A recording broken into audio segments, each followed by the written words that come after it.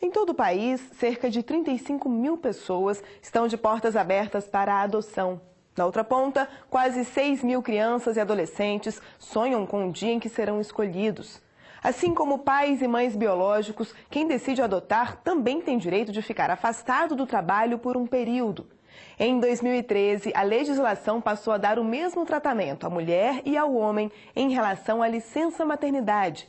E mais, o auxílio agora independe da idade da criança. Isso quando o interessado é segurado da Previdência Social. No caso de servidores públicos federais, nem sempre o direito ao afastamento de 4 meses é concedido de forma tranquila. No Recife, 70 crianças e adolescentes esperam pela adoção. Enquanto isso, 240 pretendentes a pais ou mães aguardam para realizar o sonho de ter um filho. A conta não bate e a explicação é simples. A maioria das pessoas dispostas a adotar impõe restrições que dificultam o processo. A principal delas é quanto à idade. O maior interesse é por crianças entre 0 e 3 anos, mas 60% dos jovens que vivem em casas de acolhimento já passaram dos 12 anos. Existe uma incompatibilidade com o desejo dos pretendentes e a realidade que a gente tem nas casas de acolhida. Eu acho que eles têm muito pré-conceito, uma pré-ideia do que é essa criança de 4, 5, 6 anos. Que quando eles entram em contato, eles entendem, é uma criança, né? As pessoas têm muito receio de como é que elas viveram, do que é que elas vão trazer, a bagagem que as pessoas chamam. Um desafio que este homem decidiu enfrentar ao adotar uma criança de 4 anos. Eu percebi já nos primeiros dias que ele era uma criança extremamente agressiva.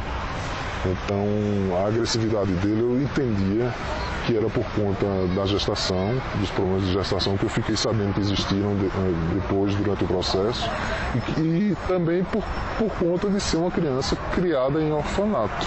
O anonimato é uma forma de preservar a identidade do filho e, assim, não prejudicar o longo processo de adaptação, um cuidado que tem dado resultados.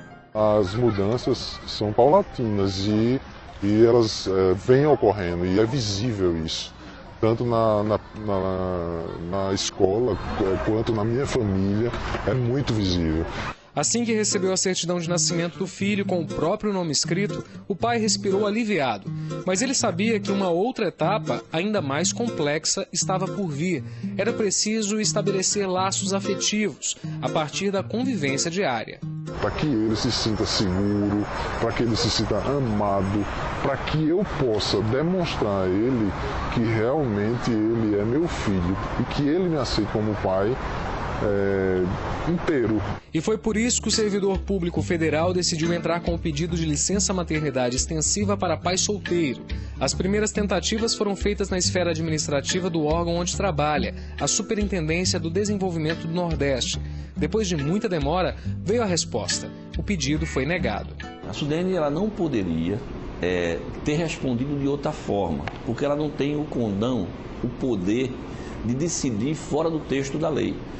Ela está tratando de licença paternidade, de adoção, de maior de 1 ano, criança de 4 anos, ela tratou desta forma.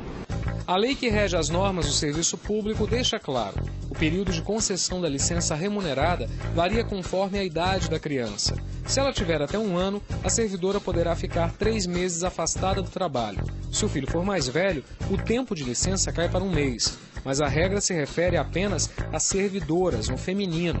Os homens só têm direito a 5 dias de licença paternidade. Diante da negativa da Sudene, a saída encontrada pelo servidor foi procurar a Justiça Federal. E deu certo. Uma decisão inédita no país garantiu ao pai o direito a 6 meses de licença. Até então, o benefício havia sido concedido nesses moldes a mães solteiras e casais homoafetivos adotantes de crianças com menos de 1 ano de idade. Nós consideramos que essa diferenciação entre o prazo limite de gozo da licença para o menor filho biológico, sendo diferenciado e inferior em relação àquele prazo para o filho adotivo, seria algo inconstitucional, porque não estaria amparado no princípio da isonomia, no princípio da igualdade, ou seja, da necessidade de tratar aqueles que estão em situação semelhante de forma equânime. Para o juiz federal que analisou o caso, o período de dedicação exclusiva dos pais é essencial para a adaptação da criança ou adolescente. Ele afirma que o bem-estar do jovem deve ser colocado em primeiro lugar. acima inclusive do modelo de família escolhido. A ideia da licença, tanto para o pai quanto para a mãe, é permitir essa aproximação, especialmente no caso da adoção, que é essencial para formar laços, para garantir uma formação de um vínculo afetivo. Seguindo os passos do pai, o menino não solta a mão dele durante a caminhada pelo parque. Se antes as reações da criança eram de agressividade, agora as respostas são dadas com risadas e carinho. Características que o servidor público garante ficaram mais fortes durante o período que passou em tempo integral ao lado do filho.